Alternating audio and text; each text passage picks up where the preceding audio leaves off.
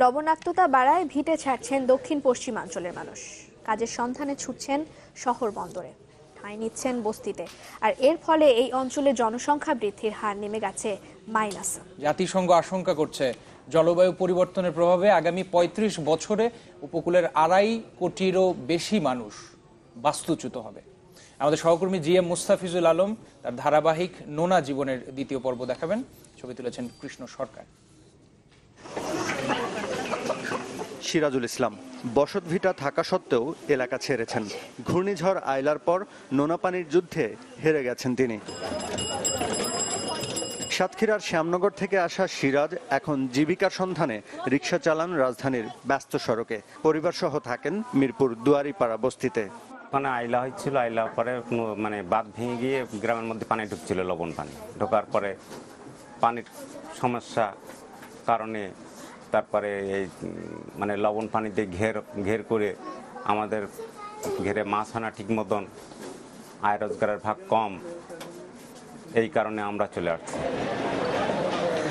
তার মতো এমন অনেক মানুষ ভিটে ছেড়েছেন কাজের সন্ধানে, যাদের অধিকাংশের স্থান হয়েছে বিভিন্ন শহরের বস্তিতে।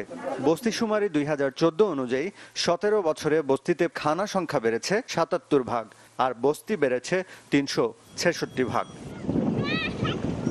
বিশেষজ্ঞরা বলছেন বস্তির মানুষের একটা বড় অংশ এসেছে দক্ষিণ পশ্চিমাঞ্চল থেকে, কারণ কৃষিকাজ ক্ষতিগ্রস্ত হয়েছে, শ্রমজীবী মানুষের উপার্জনের পথও বন্ধ হয়ে যাচ্ছে।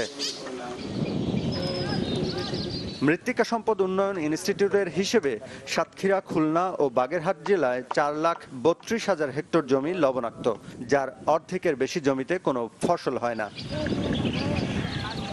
২০১১ সালের আদমশুমারি অনুযায়ী দেশের জনসংখ্যা বৃদ্ধির হার ১.৪৭ হলেও দক্ষিণ পশ্চিমাঞ্চলে এই হার অস্বাভাবিক কম।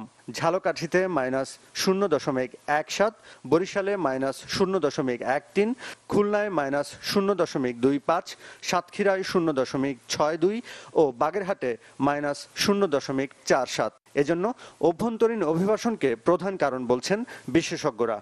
দক্ষিণ পশ্চিমাঞ্চলে যে ব্যাপক মানুষ ওখান থেকে অগত্যা বাস্তুচ্যুত হয়েছেন, তার সমস্ত দায়ভার জলবায়ু পরিবর্তনের উপর দেওয়া যাবে না।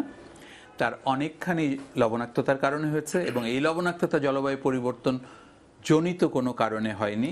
এটি এখনো পর্যন্ত যে আমরা দেখেছি তা ফারাক্কার পানি প্রত্যাহারের কারণে, কিন্তু আগামীতে হয়তো আমরা একটি বা দুটি কারণের সম্মিলনে এই ধরনের সমস্যা আরও চরম আকার ধারণ করতে পারে, এমনটা মনে হচ্ছে। ক্রাইসিস মাইগ্রেশন থেকে ফ্যাসিলিটেটেড মাইগ্রেশনে যেতে পারি, এই ১ কোটি লোক যেতেই হবে এদেরকে, এরা টিকতে পারবে না আগামী ২০ বছর।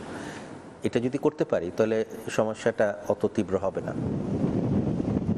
আইপিসিসির পঞ্চম অ্যাসেসমেন্ট প্রতিবেদনে আশঙ্কা করা হয়েছে পৃথিবীর তাপমাত্রা বাড়ার কারণে সমুদ্রের পানির উচ্চতা বেড়ে গেলে ২০৫০ সাল নাগাদ বাংলাদেশের ২,৭০,০০,০০০ মানুষ বাস্তুচ্যুত হবে। G M Mustafizul Alam, channel 24, Bagerhat.